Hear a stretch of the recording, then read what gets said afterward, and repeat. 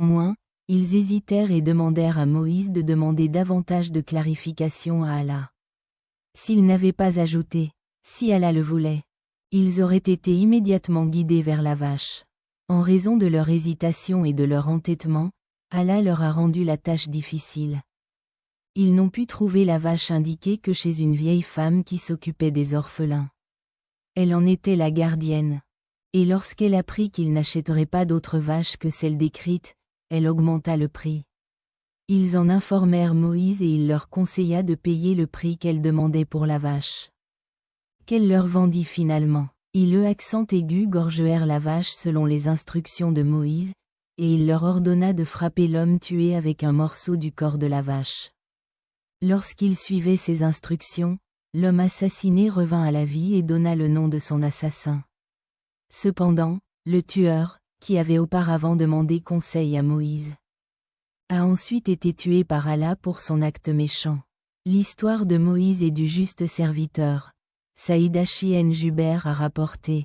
J'ai dit à Ibn Abbas, Naouf al-Bakali prétend que Moïse, le compagnon d'Al-Khider, n'est pas le même Moïse, le prophète des enfants d'Israël. Ibn Abbas a répondu, c'est un ennemi d'Allah et il ment. Laissez-moi vous informer que mon père, Iachen Abbas, a entendu le messager d'Allah, que la paix soit sur lui, dire. Moïse se leva pour prononcer un discours parmi les enfants d'Israël et on lui demanda, qui est le plus savant parmi le peuple? Il répond, je le suis. Allah l'a réprimandé pour ne pas lui avoir attribué la connaissance. Alors Allah lui a inspiré qu'il y a un de ses serviteurs à la jonction des deux mers qui est le plus savant que lui. Moïse a demandé, ô Seigneur, comment puis-je le rencontrer?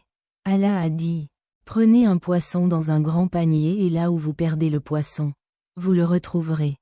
Moïse prit donc un poisson dans un grand panier. Et lui et son serviteur Josué, Yusha, ben Nun partent jusqu'à atteindre le rocher et y posèrent la tête pour se reposer. Le poisson prend vie et pénètre miraculeusement dans la mer. Quand ils se réveillèrent, le serviteur oublia de parler du poisson à Moïse. Ils continuèrent leur voyage pendant le reste de la journée et de la nuit jusqu'à ce que Moïse ait faim et dise à son serviteur, « Donne-nous notre repas. Nous avons certainement souffert beaucoup de fatigue dans notre voyage. » Cependant, Moïse ne se souvint pas du poisson qu'ils avaient perdu jusqu'à ce qu'il soit passé par l'endroit où Allah lui avait ordonné de rencontrer le serviteur bien informé. 261.